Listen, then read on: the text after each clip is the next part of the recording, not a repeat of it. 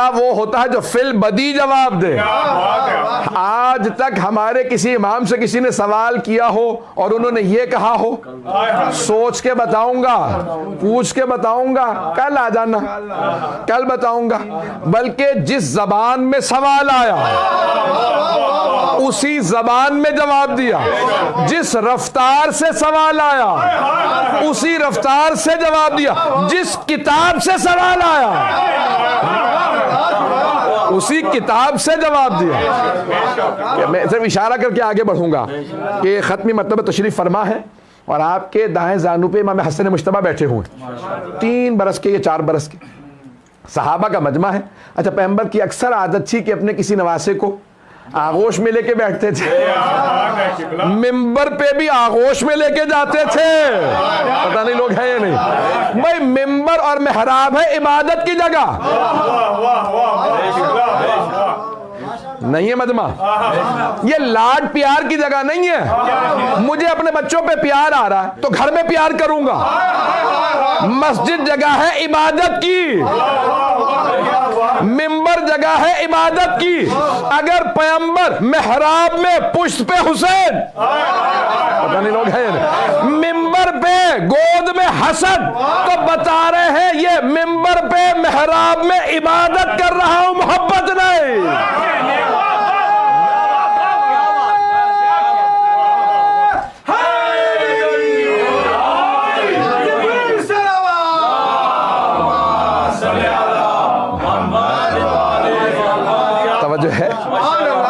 ये पैगंबर उम्मत को इबादत सिखा रहे हैं कि याद रखना, इबादत करो तो ऐसी करो। अब अगर पैगंबर किसी बेटी की ताजीम में खड़े हो जाएं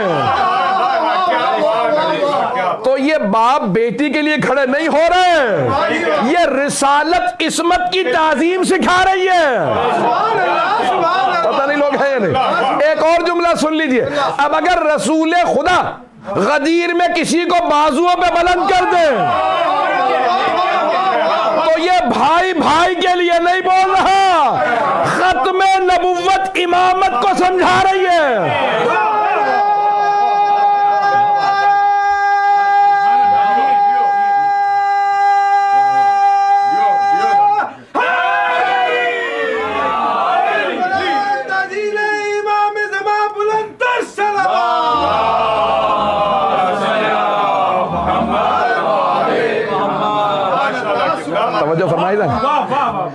और फरमाया तो अब ये जितने पहलुओं से देखेंगे, मासूमीन जब दुआ का जखीरा पेश कर रहे होते हैं तो उन दुआओं में कोई ना कोई खास बात होती है।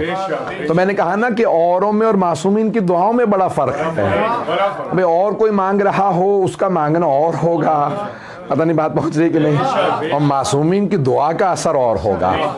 हत्ता मैं एक जुमला यहाँ पे कह दूं, बुरा महसूस ना कीजिएगा, हम 14 से अंबिया का भी मुकाबला नहीं करते, सहाबा की तो बात ही नहीं है। तो गिरामी जनाब मूसा की इतनी दुआएं हैं, अंबिया की अल्लाह ने कुरान में दुआओं का जिक्र किया है। अगर बात पहुंच रही हो तो जनाब मूसा अला नबीना अलैहि सलाम वो किसी मकाम से गुजर रहे थे तो देखा एक आदमी जो है उसने जनाब मूसा से शिकवा किया। ये केचवा कहते हैं, वर्म इंग्लिश में कहते हैं, अर्थ वर्म जो काले रंग का जो आधे ना बारिश होती तो निकल आता है, वो मट्टी खाता है। तो उसने जनाब मूसा से कहा कि ए कलीमुल्लाह, ये केचवा बनाने की अल्लाह को क्या ज़रूरत थी, बेवजह बारिशों में निकल आते हैं जगह जगह पे जो है ये, और बशक्ल से बदनुमा से क्या ये, इसने सोचते बुराइयाँ सीखी। जनाब मूसा का तुझ में इसमें ज़्यादा फ़र्क नहीं है। उसने कहा मुझ में इसमें फ़र्क नहीं है। कहा तूने एक ही दफ़ा कहा है, वो 100 दफ़ा कह चुका। पता नहीं लोग हैं या नहीं।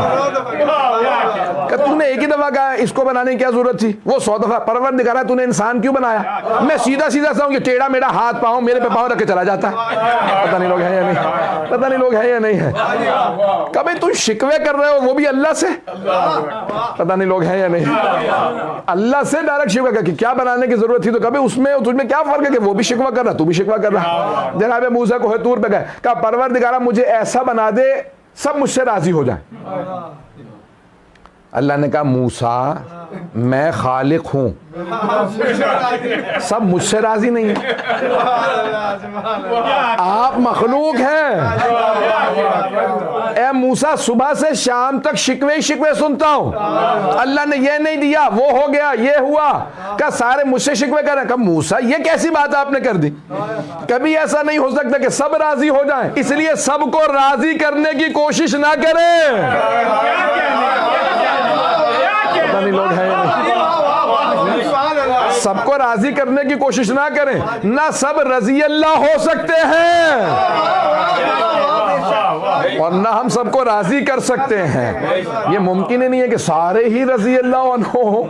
पता नहीं बात पहुंची या नहीं पहुंची। तो अज़ीज़ान गिरामी, इसलिए बहुत ज़रूरी है कि हमें पहचान हो हम किन के रास्ते पे हैं। ये मैंने जो दुआ के उन्वान से पेश किया है कि मासूम का कलाम मासूम का कलाम होगा। तो कितने लोगों की दुआएं हैं। तो उसने कहा कि मैं इसलिए मुसलमान हुआ, इसलिए शिया हुआ। अब है ना बात जहन में, हाँ से मैं कोशिश कर रहा हूँ। और कितना उसने कहा कि मैं सोचता रहा, मैंने कहा अगर किसी को कहा है PhD मिलेगी, 5 साल के वक्त है, ऐसी एक दुआ लिख दो, तो सोच के नहीं लिख सकता।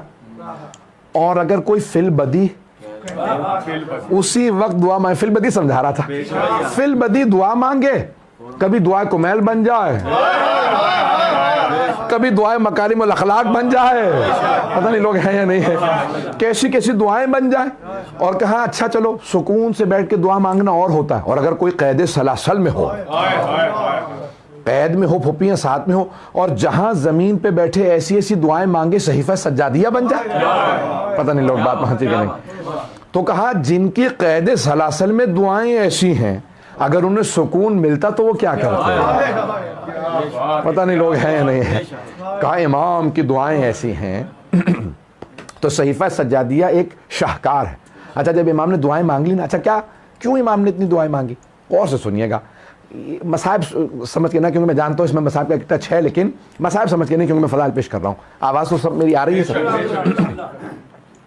तो अब इमाम अलैहिस्सलाम को एक मर्तबा ये जो बनी उमैया थे, उनका पाबंदी लगा दो, ये खुतबे ना दें, ये तबलीग ना करें, ये लोगों को खुतबा ना दें, कोई बात ना करें। मौला सज्जाद खुतबे देते थे कूफा शाम के बाज़ारों में, तो उन्होंने कभी पाबंदी लगा दो, ये खुतबा ना दें, खुतबा नहीं दे सकते, तबलीग नहीं होगी, बात पहुंचा नहीं सकेंगे।